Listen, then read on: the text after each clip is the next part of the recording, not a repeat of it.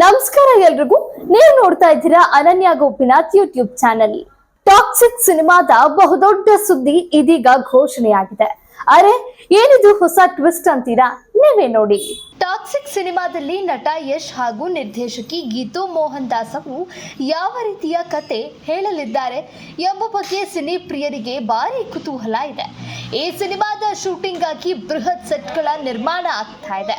ಕಥೆಯ ವಿಚಾರದಲ್ಲಿ KGF 2 ರೀತಿಯೇ ರೆಟ್ರೋ ಸೂತ್ರವನ್ನ ಟಾಕ್ಸಿಕ್ ಟೀಮ್ ಅನುಸರಿಸುತ್ತಿದೆ ಎಂಬ ಮಾಹಿತಿ ಕೇಳಿ ಬರ್ತಿದೆ. ನಟ ಯಶ್ ಅವರಿಗೆ KGF ಚಾಪ್ಟರ್ 1 ಮತ್ತು KGF ಚಾಪ್ಟರ್ 2 ಸಿನಿಮಾದಿಂದ ಸಿಕ್ಕ ಯಶಸ್ಸು ಎಷ್ಟು ದೊಡ್ಡ ಎಂಬುದನ್ನ ಹೊಸದಾಗಿ ಹೇಳಬೇಕಾಗಿಲ್ಲ.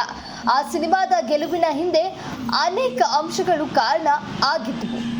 KGF ಕಹಾನಿ ತುಂಬಾ ಡಿಫ್ರೆಂಟ್ ಆಗಿತ್ತು. ರೆಟ್ರೋ ಕಾಲದ ಕಥೆಯನ್ನ ನಿರ್ದೇಶಕ ಪ್ರಶಾಂತ್ ನೀಲ್ ಆಯ್ಕೆ ಮಾಡಿಕೊಂಡಿದ್ರು. ಈಗ ಅದೇ ಸೂತ್ರವನ್ನ ಟಾಕ್ಸಿಕ್ ಸಿನಿಮಾದಲ್ಲಿ ಅನುಸರಿಸಲಾಗ್ತಾ ಇದೆ ಎಂಬ ಮಾಹಿತಿ ಹೊರಬಿದ್ದಿದೆ. ಅಂದ್ರೆ ಈ ಸಿನಿಮಾದ ಕತೆ ಕೂಡ ರೆಟ್ರೋ ಕಾಲದ ಹಿನ್ನೆಲೆಯಲ್ಲಿ ಸಾಗಲಿದೆ. ಮಲಯಾಳಂ ನಿರ್ದೇಶಕಿ ಗೀತು ಮೋಹನ್ ದಾಸ್ ಅವರು ಟಾಕ್ಸಿಕ್ ಸಿನಿಮಾಗೆ ನಿರ್ದೇಶನ ಮಾಡುತ್ತಿದ್ದಾರೆ.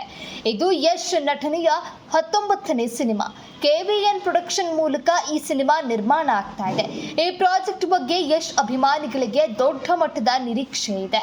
ಈ ಚಿತ್ರದ ಕಥೆಯು 1950 ಹಾಗೂ 1970ರ ಕಾಲಘಟ್ಟದಲ್ಲಿ ನಡೀತಾ ಇದೆ ಎಂದು ಹಿಂದೂಸ್ತಾನ್ ಟೈಮ್ಸ್ ವರದಿ ಮಾಡಿದೆ.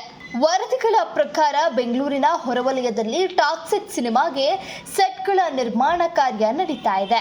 ರೆಟ್ರೋ ಕತೆ ಆಗಿದ್ರಿಂದ 1950 1970ರ ಸಮಯದ ದೃಶ್ಯಗಳನ್ನ ತೆರೆ ಮೇಲೆ ತರಲು ವಿಶೇಷ ರೀತಿಯಲ್ಲಿ ಸೆಟ್ಗಳನ್ನ ನಿರ್ಮಾಣ ಮಾಡಲಾಗ್ತಿದೆ.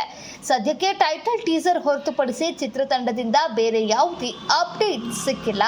ಟಾಕ್ಸಿಕ್ ಸಿನಿಮಾದ ಪಾತ್ರವರ್ಗದ ಬಗ್ಗೆ ಹಲವಾರು ಗಾಸಿಪ್ಗಳು ಹರಿದಾಡುತ್ತಿವೆ.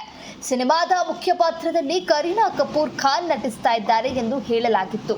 ಆದರೆ ಸಂಭಾವನೆ ವಿಚಾರದಲ್ಲಿ ಹೊಂದಾಣಿಕೆ ಆಗದ ಕಾರಣ ಅವರು ಈ ಸಿನಿಮಾವನ್ನ ಒಪ್ಪಿಕೊಳ್ಳಲಿಲ್ಲ ಎಂದು ವರದಿಯಾಯಿತು. ಈಗ ನಯನತಾರಾ, ಹುಮಾ ಕುರೇಶಿ, ಕಿಯಾರಾ ಅಡ್ವಾಣಿ ಮುಂತಾದ ನಟಿಯರ ಹೆಸರು ಕೇಳಿ ಬರ್ತಿದೆ. ಈ ಬಗ್ಗೆ ಚಿತ್ರತಂಡದಿಂದಲೇ ಅಧಿಕೃತ ಮಾಹಿತಿ ಸಿಗಬೇಕಾಗಿದೆ. ವೀಕ್ಷಕರೇ, ಇದಾಗಿತ್ತು ಈ ಹೊತ್ತಿನ ಲೇಟೆಸ್ಟ್ ಅಪ್ಡೇಟ್ಸ್. ಮತ್ತಷ್ಟು ಸುದ್ದಿಗಾಗಿ ನೋಡ್ತಾ ಇರಿ ಅನನ್ಯ ಗೋಪಿನಾಥ್ ಯೂಟ್ಯೂಬ್ ಚಾನೆಲ್.